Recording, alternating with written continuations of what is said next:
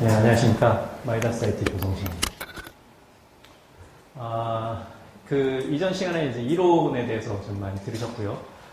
이번 시간에는 이제 실무 활용에 대해서 좀 말씀드리도록 하겠습니다. 그래서, 수식보다는, 실무적인 그림들과 함께, 어떻게 활용하는지, 이런 것에 대해서 말씀드리도록 하겠습니다.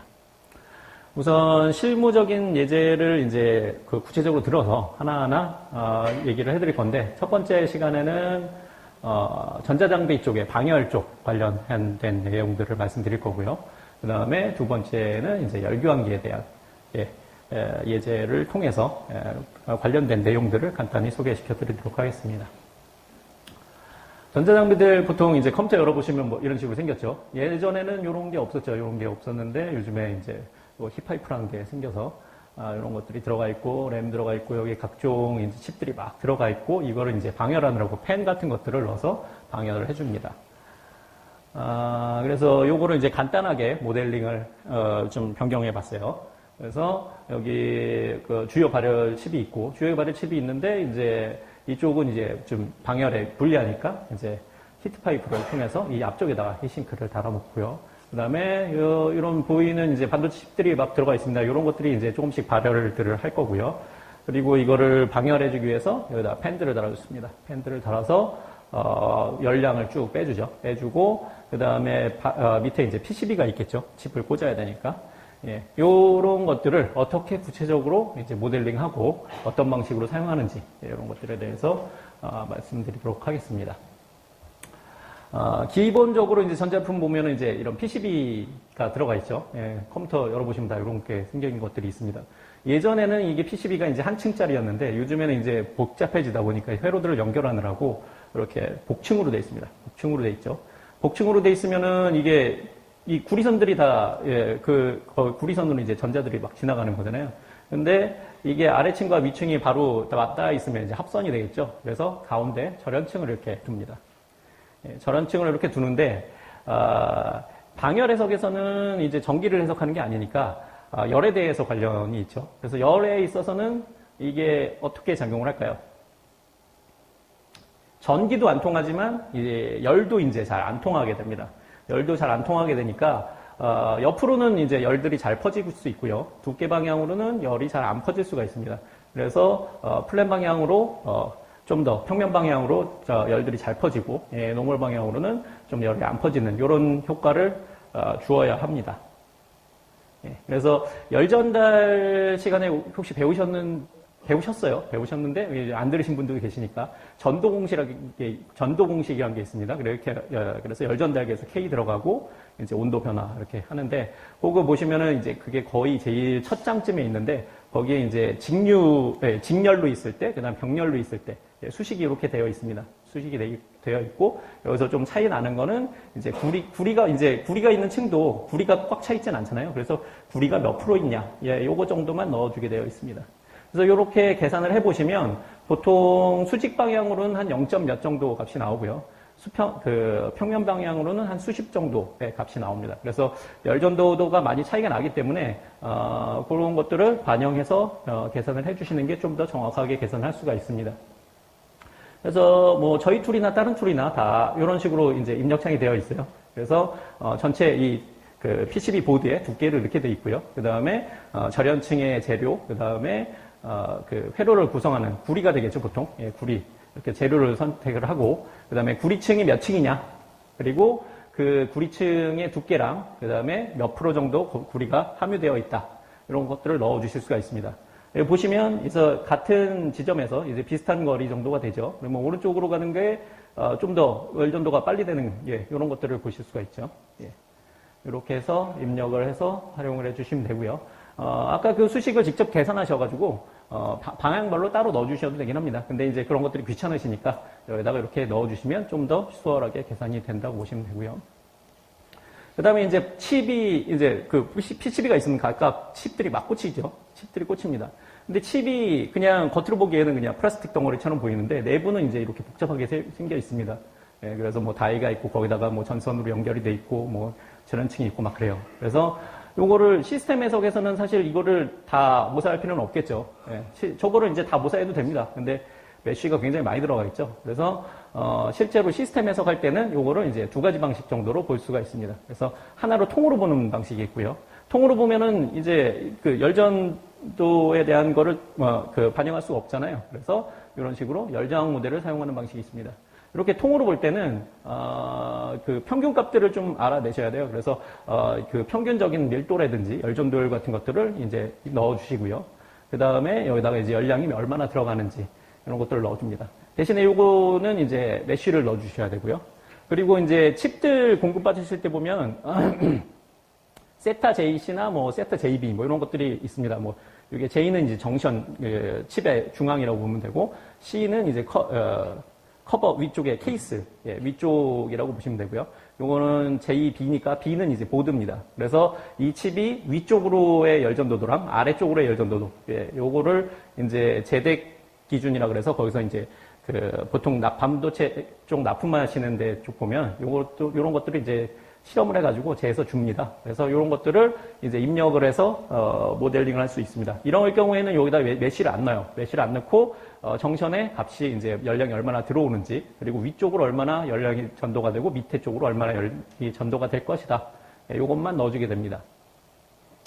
그래서 왼쪽 아까 통으로 볼 때는 이제 평균적인 열량들을 이렇게 쭉 넣어주고요. 그 다음에 주의하셔야 될 게 이제 열량을 넣을 때 몇 와트로 보통 가지고 계시잖아요. 그래서 그거를 이제 최적당 발열량으로 환산을 해주셔야 됩니다. 그래서 최적 같은 경우에는 요즘에 무슨 프로그램에도 이제 누르면 이제 최적 계산되잖아요. 그래서 이 최적으로 나누셔서 적절한 열량을 넣어주셔야 되고요. 그 다음에 열저항 모델 같은 경우에는 아까 말씀드렸던 것처럼 이제 발열이 되는 부분이 있고 그거를 위쪽 면하고 아래쪽 면 이렇게 거기다 연결을 시켜줘야 되잖아요. 그래서 어느 면에다 연결시킬지를 선택을 해주고요. 그 다음에 열저항 모델의 종류가 있습니다. 뭐 요거는 이제 단일 열저항이고 투 레지스트 모델이라서 이 열저항이 있습니다. 그래서 이런 경우에는 위쪽으로 아래쪽으로 이제 열저항이 어느 정도 구성이 돼 있다라고 넣을 수가 있고요. 그 다음에 요거 말고 이제 좀 더 복잡한 형태로 되어 있는 열장들도 있습니다. 그런 경우에는, 저희 쪽에서 그 네트워크 모델이 있습니다. 요거보다 이제 좀 복잡한 그 GUI로 되어 있는데, 그거를 이제 만드셔가지고 여기저기 연결을 해주시면 됩니다. 그 다음에 예전에는 이제 히싱크만 사용을 했었는데, 최근에는 이제 요 힙파이프들도 많이 사용을 하십니다. 아까 보시면은, 그 주요 발열칩에서 힙파이프를 쭉 연결해가지고 공기가 들어오는 쪽에다 바로 히싱크를 달아놨죠. 그러면은 이거는 그 힙파이프는 열을 이제 쫙 보낸다라고 생각하시면 돼요. 이 원리는 어떻게 되냐면 이게 이제 구리관이에요. 구리관인데 가운데가 비어 있습니다. 가운데가 비어 있는데 여기다가 액체를 넣어놨어요. 액체가 한 50도에서 80도 정도에 끓는 끓는 그 액체를 넣어놨습니다. 그래서 여기다가 칩을 딱 댔다고 생각하시면요.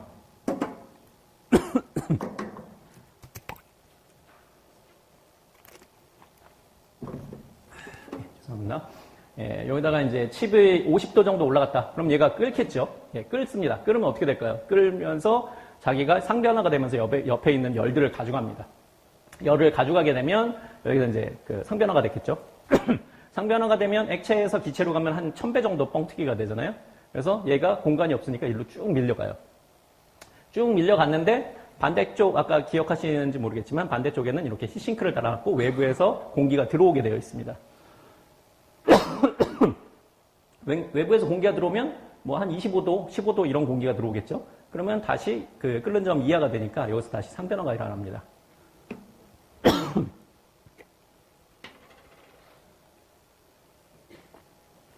그래서 상변화가 일어나면 여기서 다시 방열을 하게 되겠죠. 방열을 하면서 여기 그 주변에 달아놓은 히싱크로 열이 빠져나갑니다. 그리고 여기서 상변화가 됐으면 이제 액체가 됐죠. 액체가 됐는데 여기 보시면 이거 그 힙파이프 잘라 보시면 이렇게 생겼어요. 이렇게 생겨서 여기 이제 다공성 매질이 이렇게 있습니다. 구멍이 뽕뽕뽕뽕 뚫려 있어요. 그래서 스폰지 같은 데다가 물을 딱 떨어뜨리면 쫙 흡수가 되잖아요. 그래서 여기서 그 상변화가 되자마자 이 위기라고 보통 얘기하는데요. 이 위구로 이제 막 흡수가 됩니다. 물이 흡수가 되고 옆에는 다 말랐잖아요. 말랐으니까 3차 현상에 의해서 모세관 현상에 의해서 쭉 물들이 이제 위쪽으로 다시 갑니다. 그래서 이게 계속 반복되는 거예요. 그래서 힙파이프는 실제로는 이제 상변화랑 기체의 이동에 의해서 열이 전달이 되는 겁니다. 근데 이 시스템 해석하면서 상변화까지 하려면 굉장히 어렵죠. 이거는 단순히 열을 전달하는 수단일 뿐인데, 그래서 그런 경우에는 이제 열 전도율로 간략하게 모사를 일반적으로 합니다. 그래서 이것들을 이제 실험을 하신 분들이 계시죠. 그래서 이거를 열 전도율로 따졌을 때는 한 2만에서 한 5만 정도의 값을 가집니다. 그래서 여기 보시면 근데 주방향에 대해서만 쫙 날아가고 이 위아래에 대해서는 일반적인 전도가 되잖아요. 그래서 주방향에 대해서는 한 2만 정도를 하고요. 그 다음에 반경방에 대해서는 한 100 정도를 입력하시면 됩니다. 그러니까 지금 같은 경우에는 이쪽에 대한 거, 이쪽에 대한 거 이렇게 미리 이제 다 방향별로 열전도가 되는 재료들을 만들어 놓으시고 나중에 적용을 하시면 됩니다. 그 다음은 이제 히싱크인데요. 히싱크는 이제 아까 열을 빼주는 거죠. 그래서 보통 일반적으로 칩 위에다가 바로 이제 히싱크를 붙여가지고 하기도 하고, 아까처럼 힙파이프를 통해서 열을 가져온 다음에 거기서 방열을 하기도 합니다. 근데 이제 히싱크 같은 경우에는 그냥 그 고체로 모델링 하고, 그 다음에 메쉬만 넣어주면 됩니다. 근데 주의하셔야 될 것들이 있겠죠. 그래서 보시면 이제 히싱크 이 벽이라고 보면요. 메쉬가 이렇게 하나만 들어갔다. 그러면은 여기에 유속을 가지고 있지만 얘가 절점이 이제 값을 전달하려고 보면 여기가 벽이잖아요. 그러면 이제 이렇게 되면 막힌 걸로 이제 프로그램이 인식을 할 수가 있습니다. 그래서 최소한 이제 세 층이 되도록 이제 바꿔주는데요. 그렇게 하려면 이제 두 가지 정도의 방법을 쓸 수가 있어요. 보통 이제 시딩을 준다라고 얘기하는데, 이 일부 지역만 제가 이제 강제로 크기를 지정을 하는 겁니다. 그래서 3칸 이상의 셀이 들어갈 수 있도록 크기를 지정을 하고요. 그 다음에 메쉬를 넣으면 이제 여기다가 3칸씩 쫙 들어가겠죠. 아니면 또 다른 방법도 있어요. 여기 메쉬에 두께 방향 최소 분할수 지정이라는 게 있습니다. 그래서 여기에다가 요 값을 넣어 놓으면 자기가 알아서 두께 방향 사이에다가 3개를 찌그러뜨려서 넣어요. 근데 문제가 될 수가 있겠죠. 이쪽에 이제 시딩이 큰데 무조건 3개를 넣다 보면은 이제 많이 찌그러질 수가 있어요. 그래서 어스펙트 레이쇼가 나빠져서 메쉬가 좀 퀄리티가 안 좋을 수가 있습니다. 그래서 이런 거 쓰실 때는 이제 좀 주의를 하셔서 쓰셔야 되고요. 보통 저희 프로그램 말고 이제 원어로 된 프로그램들은 뭐 티 클리어런스 뭐 이런 식으로 표현이 되어 있습니다. 그리고 이제 히싱크 같은 경우에는 고체에서 기체로 이제 열을 전달해야 되잖아요. 그래서 매트릭스 상에서 이제 열이 전달이 돼야 되니까 두 개가 연결이 돼 있어야 되잖아요. 그래서 보시면 이렇게 닿는 고체랑 기체가 닿는 부분에 절점이 병합이 되어 있어야 돼요. 그래서 고기를 통해서 값들이 전달이 돼야 되죠. 그래서 그럴 경우에는 인전면 요소 맞춤이라는 게 있습니다. 옆에 무슨 블럭이 있을 때 옆에랑 메쉬를 똑같이 만들어라 라는 기능이에요. 그 다음에 공차 이내로 들어온 놈들을 절점을 병합해라. 그러면 이게 연결이 돼서 같이 계산이 되는 거죠. 근데 이런 경우가 힘든 경우들이 있어요. 모델링 상에서.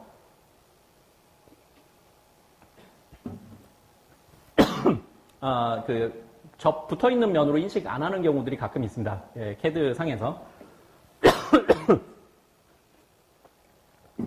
그런 경우에는 강제로 뭐 붙여줄 수도 있어요. 그래서 다른 프로그램 같은 경우에는 인터페이스 기능으로 되어 있고, 저희는 이제 접촉 기능으로 되어 있습니다.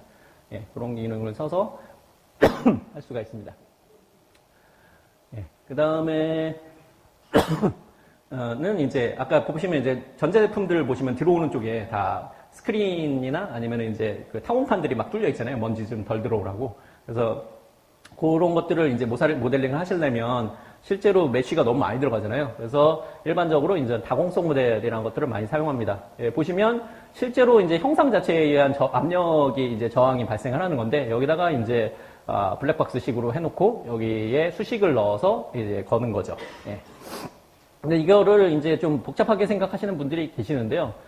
실제로 알고 보면 별게 아니에요. 그냥 어떤 망이 있다고 생각할 때 처음에 유속이 느릴 때는 일정 정도 압력이 걸리겠죠. 근데 유속이 빨라지면 빨라질수록 압력이 점점 더 저항하는 압력이 굉장히 세집니다. 보통 2차식으로 이렇게 보통 나타나고요. 그리고 이 앞에 2창이라는 거는 이제 관성 저항이라고 보통 되어 있고, 이 앞에 1창에 대해서는 이제 점성 저항이라고 보통 되어 있는데, 점성 저항 같은 경우에는 이제 그 담배 필터처럼 이제 솜처럼 되어 있는 놈들, 거기에는 이제 지나가면서 뭔가 계속 그 옆에서 마찰에 의해서 저항이 생기다 보니까 1차식으로 나타나고요. 그 다음에 이제 관성 저항 같은 경우 오리피스 지나면서 이제 역류 생기면서 생긴다고 보시면 돼요. 그런 것들은 이제 보통 2창으로 나타나거든요. 그래서 이거를 보통 같이 표현하기 위해서 요 수식으로 나타내는 거고요. 그래서 몇 메타퍼세크에서 얘는 얼마만큼의 압력장을 가진다라는 곡선을 그냥 표현하는 겁니다. 그래서 요거를 여기다가 입력을 하는 거죠. 그래서 이제 두 가지 방식으로 할 수가 있어요. 이제 이런 볼륨에다가 값을 넣을 수도 있고요. 일정 면에다가 넣을 수도 있습니다. 볼륨에다가 넣으면 이제 얘가 여기를 지나가면서 지속적으로 계속 압력이 저항이 걸리는 거고요. 얘 같은 경우에는 압력 점프로 일어나죠. 그렇기 때문에 아무래도 수렴성 부분에서는 이제 이렇게 입력하시는 게 좀 더 이제 값을 이제 맞추기가 쉽고요. 그 다음에 또 하나 차이가 나는 거는 이 당공성 매질 같은 경우에는 방향별로 이제 다른 값들을 줄 수가 있어요. 그래서, 그렇게 방향별로 이제 줄 수가 있고요. 요거는 이제 수직 방향에 대한 이제 압력 점프만 줄 수가 있죠. 근데 보통 이제 여기 넣으려면 개수가 있어야 되잖아요. 개수가 있어야 되니까 보통 이제 실험값들 같은 게 있으면 좋아요. 실험값들이 있으면 좋은데, 내가 실험하기도 힘들고 실험값도 모른다. 라고 하면 이제 이렇게 조그맣게 시뮬레이션 할 수가 있습니다. 요게 요쪽에 대칭하고 요쪽에 대칭하고 요쪽에 대칭하고 요쪽에 대칭하다. 라고 보면 이렇게 구멍이 생기겠죠. 그래서 이렇게 하면 이런 구멍이 무수히 뚫린 걸로 이제 컴퓨터는 인식을 하게 됩니다. 그래서 여기에다가 계속 유속별로 그 바람을 계속 밀어 넣는 거예요. 밀어 넣어가지고 아까 이 곡선을 뽑아내는 거죠, 저희가. 조그만 시뮬레이션을 통해서 이 곡선을 뽑아내서, 값을 사용할 수도 있고요. 근데 이제, 또 이제 공학하시는 분들이 친절하게 이런 것들을 다 만들어 놓으셨어요. 그래서 여기 보시면 이제 이게 핸드북인데 거의 뭐 몇백 페이지 두께로 돼서 각각 상황에 따른, 압력 손실 개수들이 다 나와 있습니다. 그래서, 요거 보시면 이제 레이놀즈 수에 따라서, 그 다음에 이 타공률에 따라서 이 값들이 다 나와 있습니다. 그래서 이런 것들을 그냥 갖다 쓰셔도 돼요. 요거는 이제 특정 레이놀즈 수에서의 값을 뽑아낸 건데요. 뭐 상호판이 뭐 25%일 때, 뭐 56%일 때, 그러면 값들이 나와요. 이렇게 나옵니다. 그러면 요 값하고 요게 이제 저희 수식에다 보면은 이제 아까 2창하고 같죠. 그래서 2창에 있는 개수를 똑같이 맞춰서 계산해서 넣어주시면 됩니다. 그래서 이런 것들은 뭐 인터넷 좀 뒤져보시면은 금방금방 뭐 많이 핸드북들이 많이 나와 있습니다. 그리고 그 다음에 이제 펜으로 공기를 뽑아내야 되겠죠. 이제 펜을 뽑아내야 되는데 펜을 이제 그 모델링하는 것 자체도 모델링해서 푸는 것 자체도 굉장히 어렵습니다. 어렵다기보다는 이제 좀 심중하게 시뮬레이션 해야 되는데 실제로 전체적인 시스템 해석을 하는데 펜은 보통 사오시는 경우들이 많잖아요. 그래서 보통 사오시면 이런 펜 커브들을 줍니다. 그래서 요런 실제로 이제 돌아갈 펜들을 모델링은 안 하고 여기다 이제 간략 모델, 단순 모델을 만들어 놓은 다음에 여기에다 펜 성능 곡선을 입력하는 거죠. 이렇게 해서 사용할 수 있는 게 이제 펜 경계 조건이고요. 만약에 입구 펜이라고 보면 입구에서 이제 압력을 높이는 거죠. 펜의 역할은 이제 승합을 시켜가지고 공기를 밀어내는 거예요. 그래서 입구부에다가 펜을 달면 압력을 올려가지고 밀어내는 거고요. 출구부에다가 놓으면 어떻게 될까요? 얘가 빨아내죠. 빨아내니까 압력이 떨어집니다. 그래서 여기서 빨아 당기는 거고요. 중간에다 놓으시면 이런 식으로 압력 점프가 일어나서 바람이 불게 됩니다. 그래서 이론적으로 보시면 이제 그런 식으로 되는 거고 실제로 들어갈 때는 이런 식으로 작용을 합니다. 이런 펜 곡선이 있죠. 그래서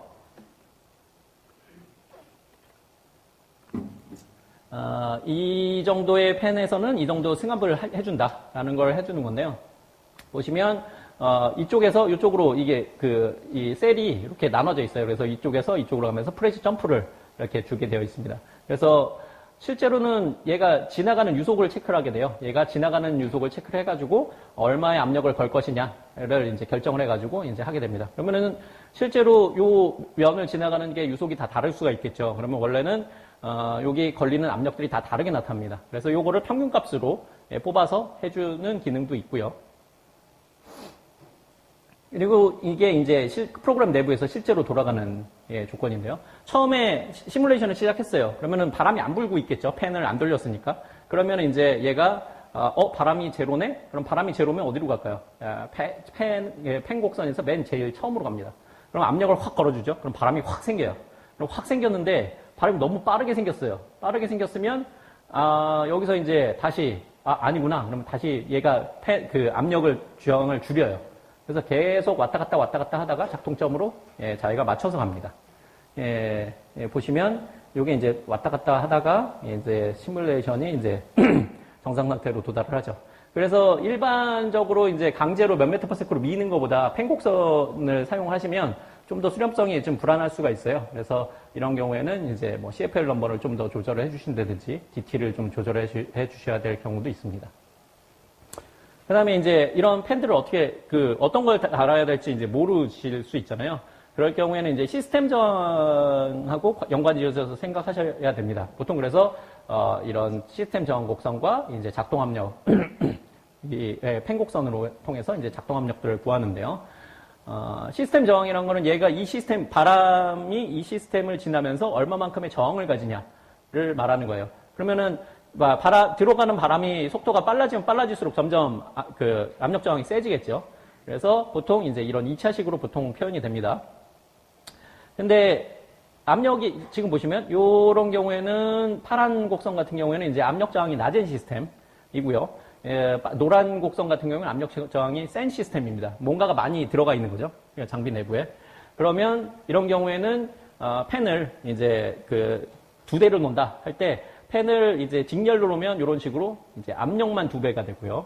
그 다음에 병렬로 놓으면 이렇게 풍량이 2배 됩니다. 그래서 이런 이제 저항이 적은 시스템에서는 보통 이제 병렬로 이렇게 달아주시면 되고요. 압력 저항이 센 시스템에서는 이렇게 직렬로 놔주셔야 이제 이렇게 효과가 좋겠죠. 그다음에 이제 CFD를 하는데 실제 그러니까 설계에 적용을 하셔야 될 거잖아요. 그래서 어떤 식으로 적용하시는지 보여드리는 겁니다. 그래서 처음에 시스템을 모델링을 해요. 시스템 모델링을 한 다음에 유량을 이렇게 흘려봅니다. 흘려보면은 이제 내가 원하는 칩의 온도들을 확인할 수 있잖아요. 그래서 그 원하는 온도 이하로 되는지를 확인해서 그 원하는 온도 이하를 맞출 수 있는 풍량을 구해냅니다. 구해낸 다음에 이 정도 풍량을 밀어 넣어야겠죠. 밀어 넣었을 때 그러면은 아까 그 작동 여기라고 가정을 하죠. 이렇게 됐을 때 여기서 이제 한 요 정도 풍량이 있어야 돼요. 그러면은 여기 풍량을 지나는 그러니까 펜 곡선을 가진 놈을 이제 선정을 해주셔야겠죠. 그래서 시스템 정황을 확인한 다음에 펜이나 펌프를 선정하시면 됩니다. 그리고 이왕이면 그 압력 범위에서 효율이 좋은 놈을 사용하셔야겠죠.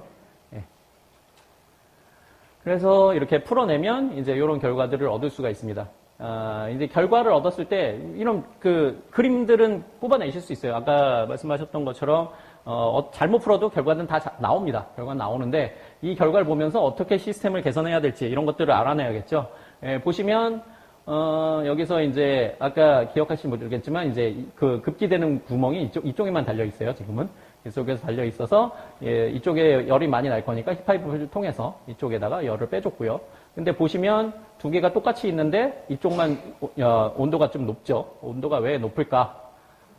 이런 거는 이제 그 유동해석은 유동하고 온도를 같이 보셔야 됩니다. 그래서 보시면 이게 이제 유선 분포인데요. 이제 쭉 유선들이 이렇게 쭉 날아가죠. 여기 팬들에서 빨아당기니까. 근데 여기 보시면 이쪽으로 왼쪽으로는 이제 유동이 거의 잘 안 가요. 잘 안 가고 여기 속도가 이게 색깔이 속도인데요.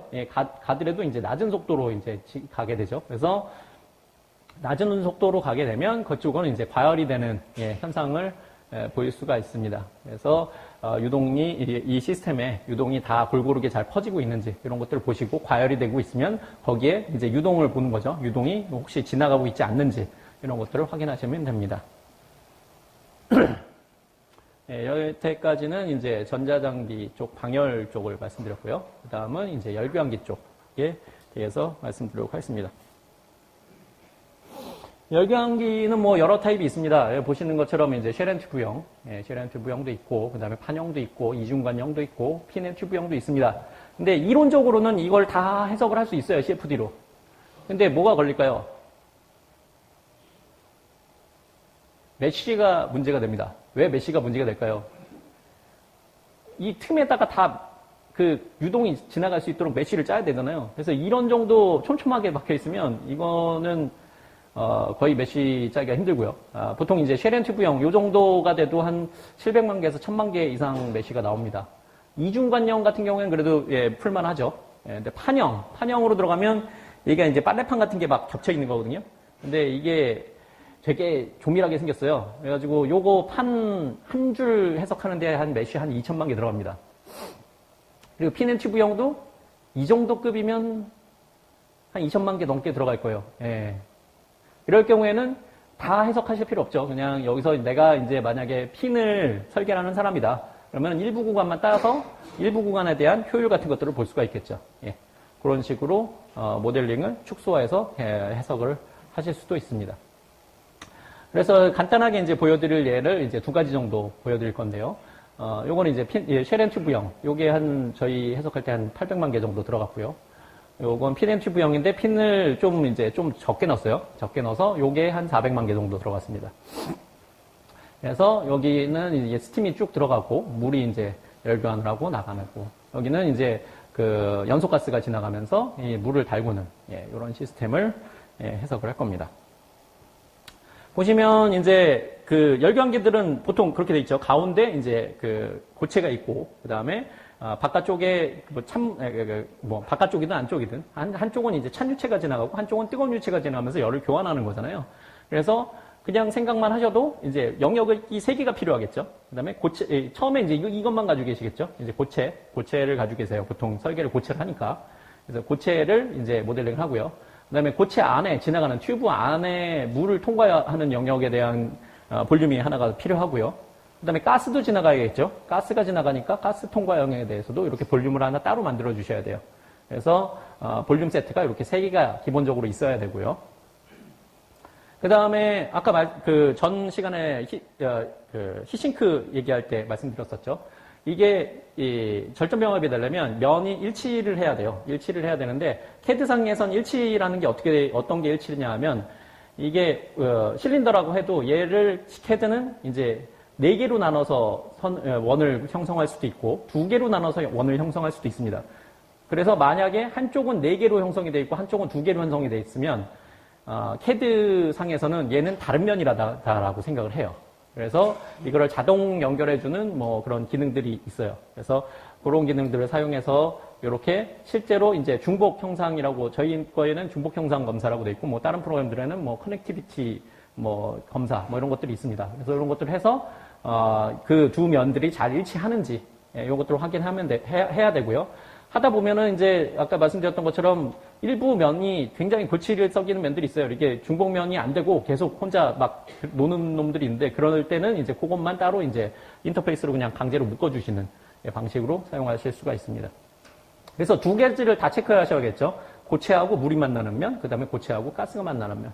두 가지에 대해서 다 체크를 해주셔야 됩니다. 그리고 열교환기는 열을 교환할 거죠. 그렇기 때문에 유체들이 온도가 많이 변할 거잖아요. 예, 보통 변합니다. 보통 많이 변하는데 보시면 이제 그래프상에 뭐 이런 식으로 많이 변해요. 여긴 굉장히 많이 변하죠. 예, 이게 뭐냐면 이제 하나는 이제 점성이고 하나는 이제 밀도일 겁니다. 예, 덴서티. 예, 그래서 이런 식으로 변하는 것들을 이제 수식적으로 넣어 주셔야 좀 더 제대로 된 시뮬레이션을 할 수가 있습니다. 그래서 보시면 이런 식으로 뭐 수식으로 그냥 넣으실 수도 있고요. 뭐 2차 함수든 1차 함수든 수식으로 넣으실 수도 있고 아니면 포인트 값들을 가지고 실험하셨으면 포인트 값들을 가지고 계시겠죠. 그래서 이런 식으로 그냥 뭐 메모장이든 아니면 엑셀에서 이렇게 짜신 다음에 이거를 이제 인터폴레이트 하는 함수로 불러드릴 수가 있습니다. 그래서 재료도 이제 뭔가 변화되는 거를 다 표현을 해 주셔야 되고요. 그 다음에 열교환기에서 중요한 게 아까 그 송시몬 교수님께서 얘기하실 때 뭐 측류, 난류 많이 얘기하셨잖아요. 측류냐 난류냐가 굉장히 많은 것들을 좌우합니다. 그래서 해석을 할 때 측류와 난류의 아까 그 개념은 들으셨죠? 그래서 측류 같은 경우에는 쭉 그냥 정렬된 형태로 흘러요. 그러니까 위에 층하고 아래 층이 이제 그 물질 혼합이 많이 안 일어나고요. 여기서 보셔야 될 건 물질 혼합이라는 말을 잘 주의 있게 보셔야 돼요. 그래서 보시면 측류일 때는 그냥 쭉쭉 가죠. 근데 난류를 될 때 아래 위로 막 섞이잖아요. 얘가 섞이기 시작하면 온도도 막 잘 섞이겠죠. 그래서 얘를 측류로 가정하냐 난류로 가정하냐에 따라서 열 전달되는 양이 굉장히 많이 달라집니다. 요거는 이제 경계층 이론에 나오는 얘기인데요. 얘가 측류에서 난류로 발달하는 것들을 보여주는 거예요. 여기서 대류연 전달 계수를 뽑아보면 측류에서 1000여 격을 지나면서 난류로 가면서 그 H값이 뻥튀기가 됩니다. 그래서 여기서 갑자기 H값이 확 늘어나요. 그래서 얘가 측류나 난류란을 정확하게 계산을 해야 되고, 전 시간에 레이놀즈 수 보셨죠? 레이놀즈 수 계산하셔서 얘가 측륜지 난륜지 확인하시고 해주시면 됩니다. 근데 일반적으로 열교환기는 난륜 경우가 많겠죠. 강제로 밀어보내니까. 근데 특정 유체에 대해서 뭐 특정 오일에 대해서는 이제 측류인 경우도 꽤 있습니다. 그래서 그거를 명확하게 확인을 하셔야 되고, 아까처럼 이제 내부 유동이니까 대부분 관내 유동이죠. 그래서 관내 유동인 뭐 2000인 값을 확인을 해주시면 됩니다. 그 다음에 이거를 여기는 이제 제가 적진 않았는데 실제로는 이게 계산이 될 때 막 뭐 방정식들을 막 미분하고 어쩌고저쩌고 막 해서 벽면에서 그 고체 벽면에서 유체 쪽으로 가져가는 열량이 있잖아요. 그게 어떻게 계산이 되냐면 벽면에서의 속도 구배에 의해서 결정이 됩니다. 지금 이제 더워요. 더워서 막 손으로 부채질을 하죠. 그러면은 주변 공기는 다 똑같지만 시원하게 느끼죠. 왜 그럴까요? 주변에 지나가는 유속이 빨라져서 그렇죠. 그래서 그 고체 벽면에 인접한 속도, 고체 벽면에 바로 인접한 속도가 열 전달량에 굉장히 중요한 영향을 미칩니다. 그래서 아까 Near Wall Treatment 쪽 얘기하셨는데 거기에서 말씀하셨던 게 이제 이런 거예요. 이제 여기에다가 넣어야 되는데 이렇게 넣으려면 보통 이제 y 플러스 1 정도 맞춰주셔야 되는데 실무 모델에서 이렇게 만들어 주시기가 굉장히 힘듭니다. 이렇게 하려면은 뭐 몇천만 개 그냥 하시면 정확하게 맞출 수가 있어요. 근데 대부분 설계하시는 분들은 정확한 값보다는 얘가 이렇게 했을 때랑 이렇게 했을 때 어느 정도 효과가 있느냐가 더 중요하시잖아요. 그럴 경우에는 이제 월 펑션이란 걸 쓰실 수가 있어요. 월 펑션을 쓰실 수 있는데 월 펑션이란 거는 여기 보시면 이제 그 로가리즘빅 구역에서 이제 선형적으로 증가하는 부분이 있어요. 그래서 여기를 맞춰주는 겁니다. 근데 이거를 쓰실 때도 기본적인 것들은 맞춰주셔야 돼요. 그래서 첫 번째 셀이 y 플러스가 30에서 이제 300 정도가 되도록 맞춰주셔야 이 월 펑션도 맞습니다. 근데 대부분 그냥 처음에 유동에서 안 하셨던 분은 이제 하시게 되면 여기도 안 맞춰주시고 되게 크게 짜시는 경우들이 굉장히 많죠. 그래서 그런 것들을 이제 맞춰서 짜야 제대로 된 열 전달 효과들을 볼 수가 있습니다. 그래서 보통 이제 이런 월 펑션이 제대로 짜져 있는지는 이제 계산을 한번 돌리면 y 플러스 값을 뽑아볼 수가 있거든요. 그래서 y 플러스 값을 뽑아봐서 이 값이 너무 크게 나왔다. 그럼 메쉬를 좀 더 촘촘하게 짜주셔야 돼요. 그래서 최소한 이 정도는 맞춰주셨으면 하는 거죠. 그래서 이 정도까지 맞추시면 굉장히 올바른 값을 얻어낼 수는 있습니다. 그래서 이제 유동 해석한 결과죠. 유동 해석한 결과고 이게 들어오면서 이쪽에 가스들이 뜨거운 게 있으니까 위쪽에가 뜨거운데 얘가 한 바퀴 돌면서 이제 좀 많이 섞입니다. 그래서 이런 식으로 이제 온도 변화되는 것들을 볼 수가 있을 거고요. 그 다음에 이제 구조물 온도들을 이제 확인할 수가 있죠. 그 다음에 가스 온도도 확인할 수가 있습니다. 이런 것들을 보면서 어떻게 핀을 이제 바꿔야 될지, 어떻게 설계를 바꿔야 이제 좀 더 유용한지 이런 것들을 이제 확인하실 수가 있을 거고요. 이건 이제 쉘앤튜브형인데요. 쉘앤튜브형 같은 경우에는 이제 가스들이 지나가고 이제 열교환을 이렇게 하면서 지나갈 텐데 여기 배풀들이 있죠. 배풀들이 있는 이유는 유동은 이제 그 두 가지만 아시면 됩니다. 유동은 유체는 자기가 가장 흐르기 편한 곳으로 흡니다. 그래서 여기 배풀이 없다면 대각선으로 쭉 지나가겠죠. 근데 쑥 지나가고 나면 열교환을 많이 안 하고 지나갈 거잖아요. 그래서 배풀을 달면 얘가 일자로 가지 못하고 이제 아래 위로 이렇게 흔들면서 열교환을 많이 하라고 이렇게 만들었는데 보시면 이 위까지 갈 줄 알았는데 위쪽에 이제 속도가 작은 놈들이 많죠. 속도가 가긴 가는데 느리게 가는 거죠. 적게 흐르는 거예요. 그러면 얘가 굳이 위까지 안 가고 여기만 타고 넘어서 밑으로 빠져버리는 거죠. 위쪽에 이제 열교환을 덜한 겁니다. 그래서 이런 경우에 보시면 이런 걸 어떻게 보셔야 되냐면 뒤쪽에 보면 위쪽에 고온 스팀이 배출되죠. 밑에보다 뜨겁잖아요. 그러면 여기는 밑에 쪽보다 열교환을 덜 했다는 얘기잖아요. 그러니까 뭔가 비효율적인 거죠. 그래서 그거를 보실 때는 유동하고 바로 연관을 지으셔서 위쪽에는 열이 덜 지나가고 있구나. 그러니까 그 원리는 두 개입니다. 유체는 흐르기 쉬운 곳으로 흐른다. 그리고 유체가 많이 흘러가면 열을 많이 가지고 갈 수 있다. 두 가지만 확인하시면 열교환기에 대한 이론은 다 아신다고 보시면 됩니다. 그래서 여기 보시면 이쪽에 유체가 덜 뭐 배프를 좀 더 올려준다든지 이런 식으로 설계를 개선하실 수 있을 겁니다. 예, 그 다음은 이제 구조에서 하고 유동 해석하고 연성하는 부분입니다. 예, 지금 이제 열을 해석을 했죠. 열을 해석을 해서 얘가 이제 어떻게 열 변형이 일어날지 요거를 봐야겠죠. 그래서 연성 해석에는 이제 두 가지 방법이 있습니다. 단방향 연성 해석이 있고 양방향 연성 해석이 있습니다. 단방향 같은 경우에는 한 번만 값을 전달하는 겁니다. 그래서 유동 해석에 나온 결과, 방금 전에 이 열 해석된 결과죠. 고체 결과를 이제 구조 해석으로 넘겨서 얘의 열 변형 같은 것들을 보는 거고요. 그 다음에 이런 경우에는 이제 변화가 지금 변형량이 작은 경우, 예, 그런 경우는 이렇게 할 수가 있고요. 근데 만약에 이게 판이 좀 플렉서블한 판이라고 보시면 이게 바람이 많이 불면 휘어지겠죠. 휘면 유동 현상이 또 바뀔 거잖아요. 바뀌어서 이 바뀐 거를 다시 반영을 해야 된다. 그런 경우에는 이제 양방향 연성을 해석을 해야 됩니다. 그래서 물리적 결합도가 좀 높은 경우, 예. 그러니까 유동 해석의 결과가 구조 해석에 영향을 미치고 구조 해석의 결과가 다시 유동 해석에 영향을 많이 미치는 경우, 예, 그런 경우에는 이제 양방향 연성 해석을 하셔야 됩니다. 그럴 때는 이제 양해법, 음해법 뭐 이렇게 뭐 나올 수가 있고요. 그래서 양해법, 음해법은 뭐 수치 해석 시간에 나오는데 뭐 이렇게 갈 거냐, 이렇게 갈 거냐예요. 그래서 미래 기반이냐, 과거 기반이냐 뭐 이런 건데, 예, 어쨌든 시간에 따른 해석을 해야 됩니다. 근데 저희는 아직 단방향만 우선 제공을 하고 있고요. 예, 요거는 이제 지금 개발 중입니다. 예, 요거는 이제 곧 나올 겁니다. 올해 출시 예정입니다. 그래서 현재는 선대선, 면대면, 그 다음에 최적대 최적으로 물리량을 전달할 수가 있고요. 그 다음에 유동에서 구조 쪽으로는 이제 압력, 전단력, 온도, 연료속, 대류계수 같은 것들을 전달할 수가 있고요. 구조에서 유동 쪽으로는 이게 변형, 얻을 만한 변형이 된 거. 변형이 됐으면 이제 유동이 바뀌잖아요. 예, 요거까지는 이제 전달할 수가 있습니다. 그래서 두 가지가 있는데요. 정상 상태가 있고 과다 상태가 있습니다. 그래서 정상 상태 같은 경우에는 유동을 그냥 쭉 계산해서 해석 결과가 나오면 그걸 가지고 하중으로 적용해서 정적인 구조 해석을 바로 할 수가 있고요. 그 다음에 과도 상태 유동 해석도 할 수 있습니다. 뭐 만약에 이런 덕트에 얘가 플럭추에이션이 생기는 유동 현상이 계속 바뀌는 그런 경우가 발생할 수 있죠. 그러면 벽면에 작용하는 압력이 계속 변동이 될 거잖아요. 이런 것들을 이제 동적으로 계속 이제 구조 해석 쪽으로 전달해 줄 수가 있습니다. 그럼 만약에 0.1초하고 0.2초, 그러니까 과도 상태 유동에서 시간 간격이 0.1초였다.